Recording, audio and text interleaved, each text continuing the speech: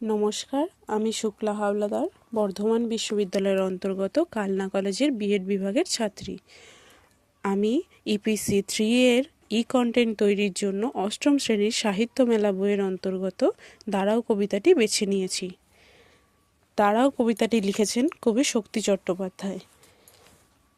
কবি শক্তি চট্টোপাধ্যায়ের জন্ম দক্ষিণ চব্বিশ পরগনা জেলার বহুরা গ্রামে 25শে নভেম্বর 1933 সালে এবং তার মৃত্যু হয় 23শে মার্চ 1995 সালে।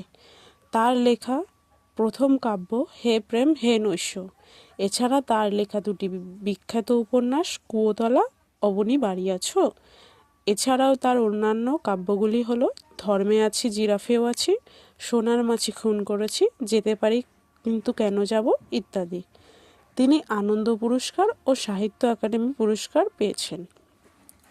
তার লেখা এই দাঁড়াও কবিতায় তার মানবিকতাপূর্ণ সচেতন মনোভাবের প্রকাশ পেয়েছে। দাঁড়াও লিখেছেন কবি শক্তি চট্টোপাধ্যায়। মানুষ বড় কাঁদছে, তুমি মানুষ হয়ে পাশে দাঁড়াও। অর্থাৎ কবি এখানে বলতে চেয়েছেন মানুষ বড় কাঁদছে, স্পষ্ট কথায় মানুষের দুঃখ তুলে ধরেছেন।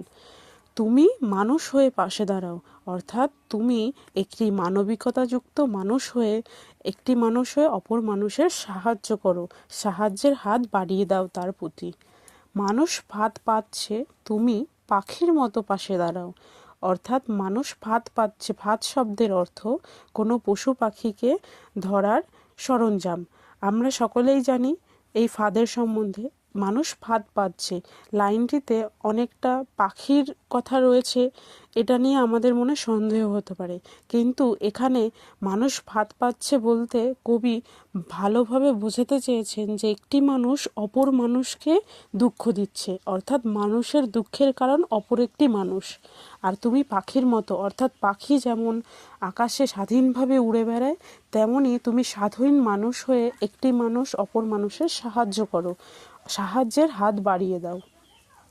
মানুষ বড় একলা, তুমি তাহার পাশে দাঁড়াও। মানুষ বড় একলা অর্থাৎ আজকাল সময়ে অনেক মানুষই মানুষের ভিড়ে থেকেও একাকিত্ব বোধ করছে, তাই তুমি তাহার পাশে দাঁড়াও। তাহার বলতে তুমি সেই সকল দুঃখী মানুষ, একলা মানুষদের পাশে দাঁড়াও যারা অত্যন্ত একলা বোধ করছে এবং দুঃখে রয়েছে। তাদের পাশে দাঁড়ানোর কথা কবি বারবার এই কবিতায় তুলে ধরেছেন। তোমাকে সেই সকাল থেকে তোমার মতো মনে পড়ছে, সন্ধে হলে মনে পড়ছে, রাতের বেলায় মনে পড়ছে।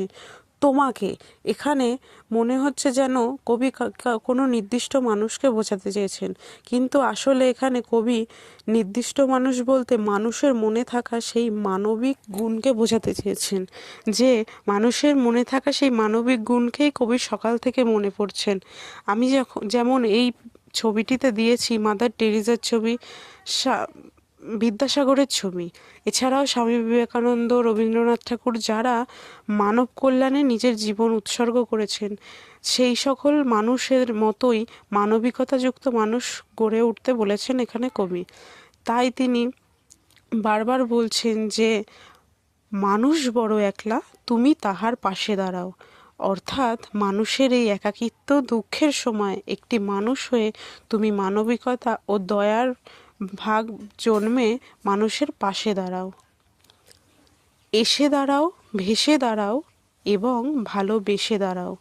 এসে দাঁড়াও অর্থাৎ কবি আহ্বান জানাচ্ছেন, ভেসে দাঁড়াও অর্থাৎ হাওয়ার মতো ভেসে এসে মানুষের পাশে সবসময় সাহায্যের হাত বাড়িয়ে দাও। ভালোবেসে দাঁড়াও অর্থাৎ নিজের মনের মধ্যে ভালোবাসা দিয়ে অপর মানুষের সাহায্যে আগ্রহী হও, নিজেও সাহায্য করো ও অপরকে সাহায্য করার পরামর্শ দাও। মানুষ হয়ে মানুষের পাশে দাঁড়িয়ে মানব জাতির অগ্রগতিতে হাত মেলাও। মানুষ বড় কাঁদছে, তুমি মানুষ হয়ে পাশে দাঁড়াও। মানুষ বড় একলা, তুমি তাহার পাশে দাঁড়াও।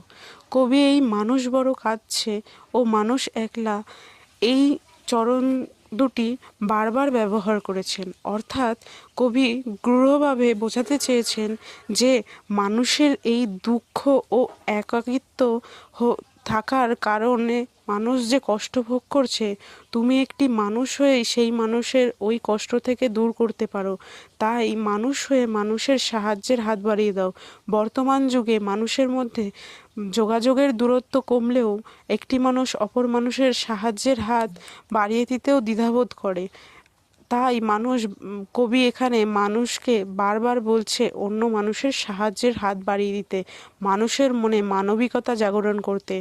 ছোট্ট একটি কবিতায় কবি কত সহজভাবে তুলে ধরেছেন মানবিকতার আগ্রহের অনুভূতি, এবং এই কবিতাটির দ্বারা আমরা মানুষের মনে মানবিকতার জাগরণের চেষ্টায় কবি এই কবিতাটি লিখেছেন।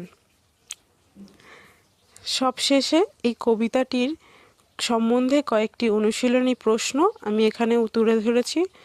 যারা যারা এই কবিতাটির সম্বন্ধে ভালোভাবে বুঝেছো তারা এই প্রশ্নের উত্তরগুলি করবে। এছাড়াও এই মানবিকতা ও মানুষের মনের যে মানবিক জ্ঞান এটি জাগরণের জন্য কয়েকটি কবিতা আমি এখানে উল্লেখ করেছি। আমার কবিতা খুকির মা কবি সুকান্ত ভট্টাচার্যের, বিদ্রোহী সাম্যের গান কাজী নজরুল ইসলামের, 2 বিঘা জমি রবীন্দ্রনাথ ঠাকুরের, মানুষ জীবনানন্দ দাশ, অসহায় আল মাহমুদ। এই সকল কবিতায় এই কবিরা নিজেদের মানবিকতা জাগরণের ইচ্ছাটি তুলে ধরেছেন। সকলে এই কবিতাগুলি পড়বে এবং জানবে যে মানবিকতার আগ্রহ কতটা জরুরি সকল মানুষের জন্য। ধন্যবাদ। নমস্কার।